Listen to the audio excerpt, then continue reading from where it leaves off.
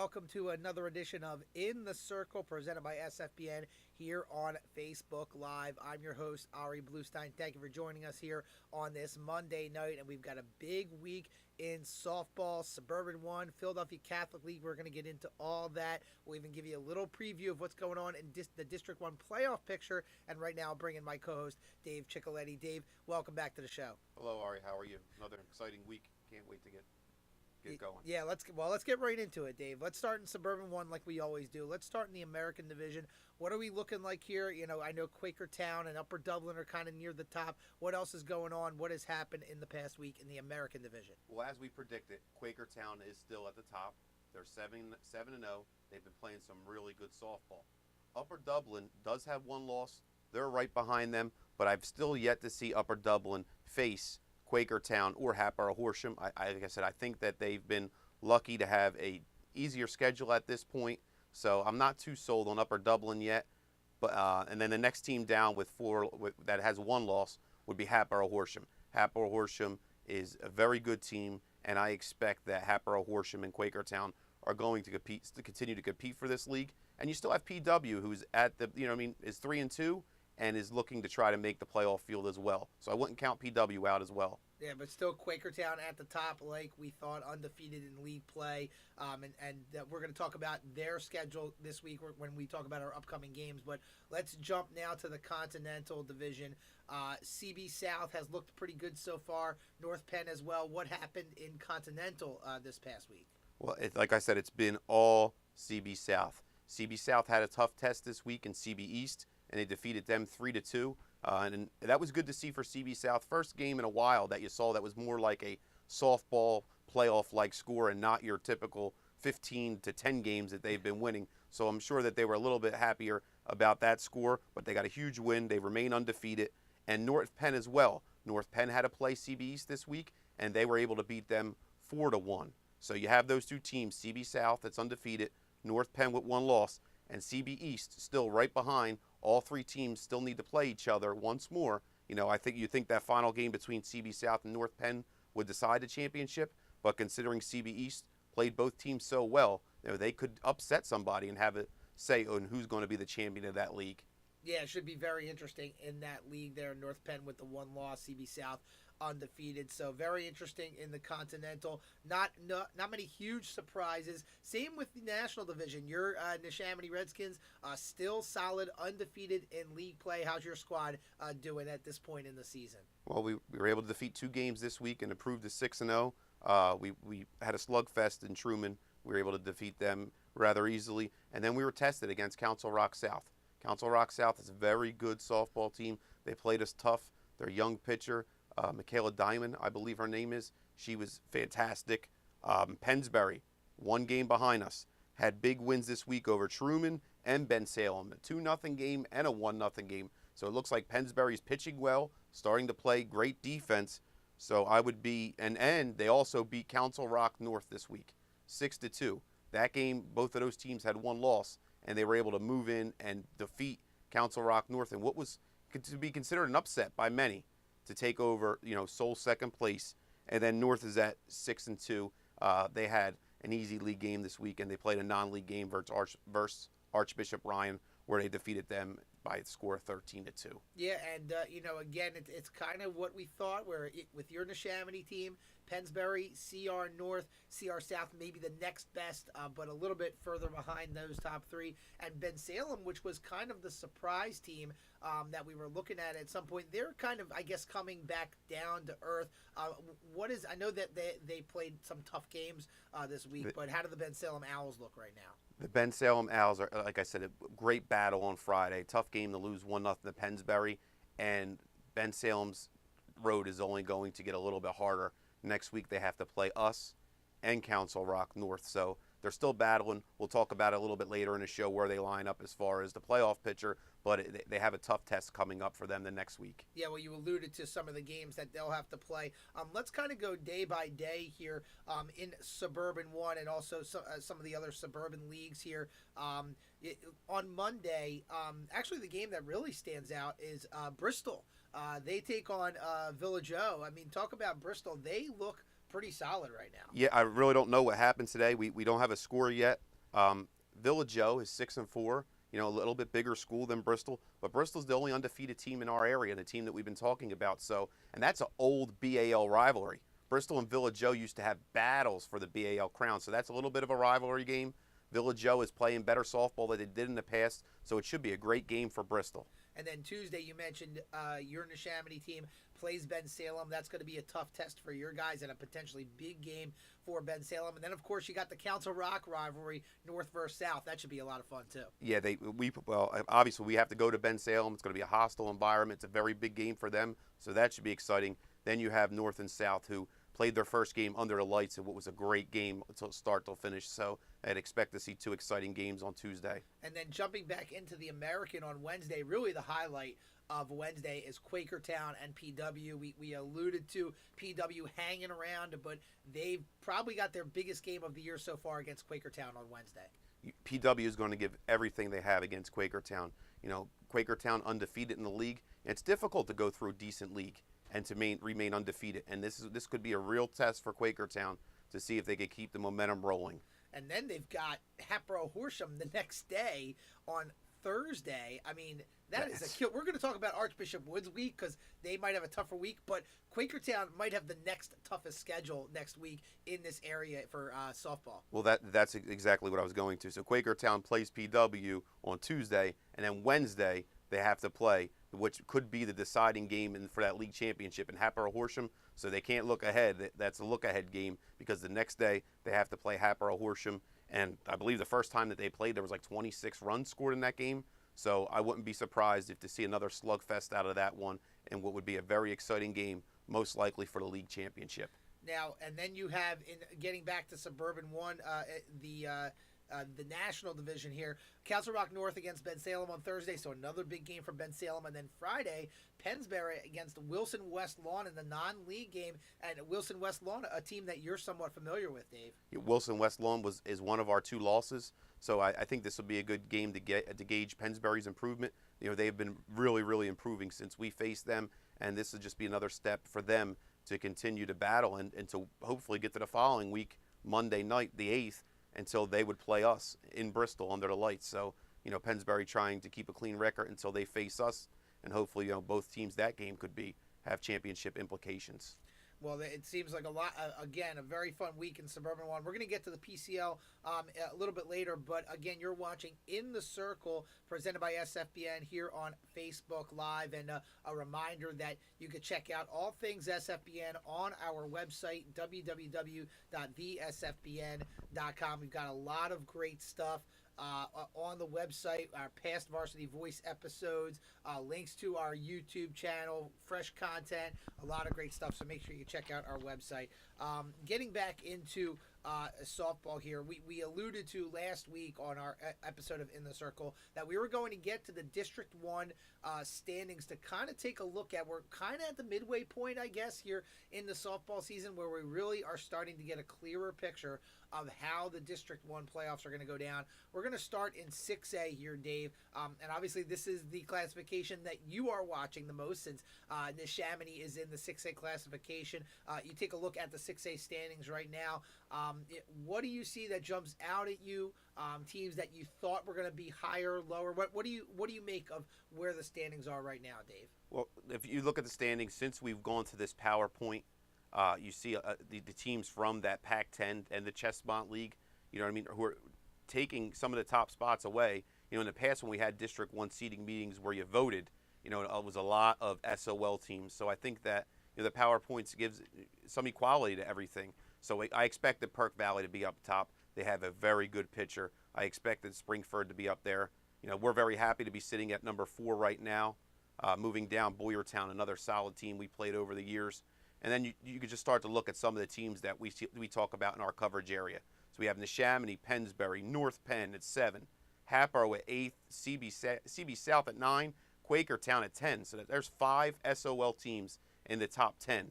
Then you come down a little bit further. North is at 13, Council Rock South is at 16, and CB East is at 18. So there's another 3 teams. And then right down, just on the outside looking in, as I told you all year, Ben Salem at 21.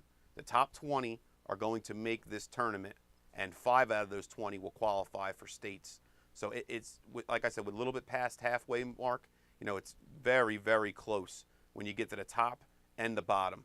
But all things considered, the teams that are over 10 wins now, they probably realistically clinched a playoff spot. Yeah, and you guys are in that group as well, Dave. So congratulations to you guys. Thank you. Way your season has gone. Yeah, Ben Salem, a lot of work to do, and this is a huge week for them, as we alluded to. They've got you guys, and then they have CR North as well. One more important thing that I'd like to speak on is there is a bye in this 6A tournament because of the 20 fields making the team. So a very important line to look at is that number 12 line. The top 12 teams are going to get a bye. So I know that that's another thing that, a team like Council Rock North, who's 13, is looking at. It's probably real important to play less games if you have to. So a lot of teams are looking to get up inside that bye. A lot of teams are looking to get inside of 20. And a team like us, we're actually trying to get inside the top 4. Because if you're inside the top 4, you're going to have a home game throughout the tournament. So they're just the little things there's little battles amongst all those 20 teams that are in. It's one thing to get in, but you look. The next thing is to look at your positioning. So that is very important. So we'll continue to monitor that here on In the Circle. We're going to take a look at a couple of the other classifications here. Let's start with 5A. You take a look at the standings on your screen. Not a lot of SOL teams, but Dave. Who are some of the teams that you're familiar with here that are kind of at the top and looking to make a playoff push here in the 5A classification? So basically what happened with 5A, since this year we went to 6 classifications, 5A is like a whole new classification. Essentially what 5A is they took, the bottom half of the teams with enrollment from, 4A and made them into 5A. So some teams that I know about that had some real success are teams like the number 1 seed Bishop Shanahan. Westchester East and Westchester Henderson are both teams that made runs in the 6A tournament the last couple years. Then you see your teams like Pencrest, Kennett, and Innoboro. They're teams that made the field in 4A last year, but they were teams that I don't know if they play as good as competition, but they have decent records, so I wouldn't overlook them. But I think that those teams that dropped down from 6A that were able to win games from like the Chestmont League in Henderson, East, even Sun Valley, Phoenixville, they would be the teams that I would put, at the head of that pack right now. Yeah, 5A has honestly been the most interesting classification this year, whether it's football or basketball or baseball or softball, where those are the sports that have expanded to 6, because you're made up, like you said, of the bottom half of the 4A, and then you have some teams that were from 3A that maybe were on the upper end of enrollment. They get combined in as well. So a team like Upper Moreland, who is in the mix as well, they move up from 3A to 5A. They now have to play tougher competition. So it's been the most interesting classification by far. It opened the window of opportunity for a lot of schools that wasn't open before, and it makes it exciting. Yeah, certainly. And I know another classification we wanted to take a look at is 2A. And the reason we wanted to take a look at 2A mainly was because of Bristol. And that's obviously a team that is very good. They are one of the best teams in the area. And to be at the 2A classification, they've got a real good shot at that 2A state title. Talk about Bristol and maybe if there's any other teams that jump out at you for 2A. Well, I'm looking at 2A. Bristol is ahead of Calvary Christian, who has 1 loss. I know Bristol beat Calvary Christian to give them that 1 loss, and I think they beat them rather easily. Like I said in the preview show months ago, Bristol is all but assured to win that district championship right there. And I don't even know how many in a row that would be. They might be going for 13, 14, 15 district titles in a row, which is amazing. So Bristol's going to win that district title, and they're going to advance into the states. The big question for Bristol is with their schedule that they've won some pretty big games this year against teams like CB West. So they've been playing good softball, but when you get into that state tournament, you have to play a good caliber team 3-4 times in a row, and they're going to see if they could string that together. They have to be able to string that together. But Bristol's a team that we're going to keep talking about. I expect them to make a deep run into that state playoffs this year. Yeah, sounds good. I mean, we know that Bristol's very solid, so they should definitely be there in 2A. And we're going to, on In the Circle here, we're going to continue to monitor the District 1 standings, especially at the 6A and 5A level where most of the teams lie. Again, you're watching In the Circle presented by SFBN right here on Facebook Live. I'm Ari Bluestein, my co-host Dave Ciccoletti, the head coach for the Neshaminy Redskins. And make sure you check out our website, www.thesfbn.com, for all things things SFBN, past episodes of our Varsity Voice show on Comcast, our past broadcasts that have aired live over the internet, our fresh content as well, all things SFBN. Make sure you go to our website. To finish things out here, Dave, we're going to move away from District 1 and jump into District 12. And when you talk about District 12, you're, especially in softball, you're mainly talking about the Philadelphia Catholic League. Yes. We're going to bring up the standings for you in a minute, but Archbishop Wood was a team that, we've talked about pretty much all year here, Dave. Usually the favorites in the Catholic League are the Archbishop Bryans, St. Hubert's. Comaligan has had a good team. Even a team like O'Hara, who lost in the Catholic League Championship last year. But Archbishop Wood is a team that they're probably the best team in the Catholic League right now, and it mainly is because of their pitcher. That's Marissa Brown, who's been dominating this year. I spoke to the assistant coach, Steve Bidding of Council Rock South, after our game on Thursday, and I asked him specifically about Marissa Brown. And I said, how did she look? He said, Dave, with all due respect to the pitchers in this league, he said she's the best that I've seen so far. Wow. So he gave very high praises to Marissa Brown. And like I've been saying it all along, I think Wood is the team to beat in the PCL. But I know that you have sitting in front of their – talk about their week this week, Ari. Yeah. Talk about the schedule that they have to get through this week. It is insane. I mean, as we speak, they're about to get started at Archbishop Ryan under the lights in Northeast Philadelphia. Ryan, I know that they're struggling a little bit coming off that 10-0 loss to St. Hubert's last week, which not the fact that they lost to Hubert, but the fact that they got blown out was a little bit surprising. Yeah. Still, that is a very tough game tonight under the lights. And then they've got to go and play St. Hubert's tomorrow, who's probably the next best team in the PCL, who we just mentioned beat Ryan 10-0. And then later in the week on Thursday, they've got to take on Conwell Egan. Just a monster week and a monster test for Archbishop Wood this week. So tonight they have to go play a big rivalry. Tomorrow they have to wake back up on short notice after playing a night game, go out there and play Hubert's, who is the biggest school of all the Catholic League schools. And then later in the week, they got to play Egan, who in my opinion also has a very good pitcher that may be able to match up with Brown in Alyssa Adams. That's a very exciting week for Wood. Yeah, it certainly is. And, you take a look at this week, and Archbishop Wood is undefeated in league play right now, 6-0. I think even if they win 2 out of 3 of these games, I think that you could call that a victory. But if they can somehow win these 3 games this week, that would just be a phenomenal accomplishment. But, tell me if I'm wrong, Dave. I think if they win 2 out of 3, that they should take that as a victory as well. I think I'm sure their coach is thinking they want to take 3 out of 3. Yeah. But I think sitting back and looking at it and projecting the champion, as far as you and I are concerned, 2 out of 3 would be a good week. But I'm sure Archbishop was planning on trying to go 3-0. Oh yeah. Oh, I'm sure. I'm just saying from an analyst perspective, if they go 2-3 and they end up 8-1, they'd still at least be atop the Catholic League standings, depending on what happens with that Hubert game.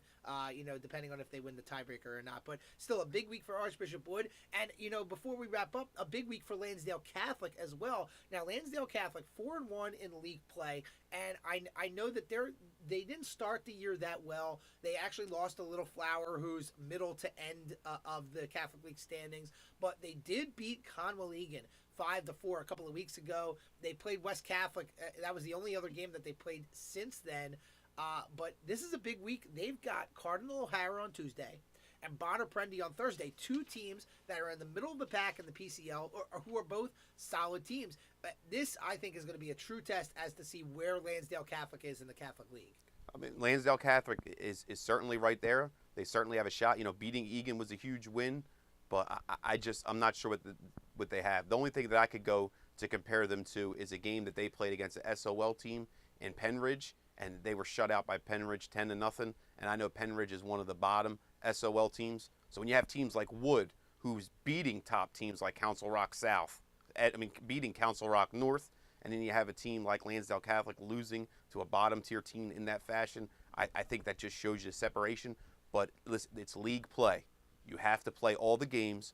All the teams are rivalries. They're all going to give their best, and you got to play the games. You never know what's going to happen. Yeah, and I'm not sure what classification Lansdale Catholic is. Usually they're somewhere in the middle, like 3A or 4A. Do you know offhand, Dave, what classification LC is? Because I know that I know they're probably not 5A. Do you know I looked, and I that's one of the teams that I didn't have. Right. I have the 5A teams were Ryan, Wood, and O'Hara. I know Yeah. that Bonner is 4 and that Egan was 2. I'm going to say that they're either 3 or 4. Yeah. Fairly certain. I think they're 3 or 4. So, while we can compare them to Archbishop Wood, they're not in that class, or even Ryan or Hara or Hubert. They might be the best team out of the Catholic League in the 3A or 4A classification. Correct. We're talking about a Catholic title crown now. Talking about their Right. districts, look at Egan. We're talking about Egan competing with these teams, and Egan's 2A. Yeah. So that talk about making them a big run at a district championship and further. There's a lot of teams that could do that. Yeah, and if they win the District 12 championship, Bristol wins the District 1 championship, they're going to end up meeting in the first round of that PIAA playoff, and that should be a really interesting game. That would be a great game versus two very, very historic and legendary coaches in this area who have a ton of wins between them in Mike Lally and Sandy Hart. Well, we've got a long way till we get to that point, and this is going to be a very telling week for a lot of teams, especially a team like Archbishop Wood and then even suburban teams like Quakertown and even Ben Salem. So it's been a lot of fun, and as always, Dave, thank you so much for joining me as my co-host here on In the Circle. Great week, great show. So we'll be back next week, so stay tuned. It'll be here on Facebook Live. For my partner, Dave Ciccoletti, I'm Ari Bluestein. Thank you for watching In the Circle, presented by SFBN here on Facebook Live.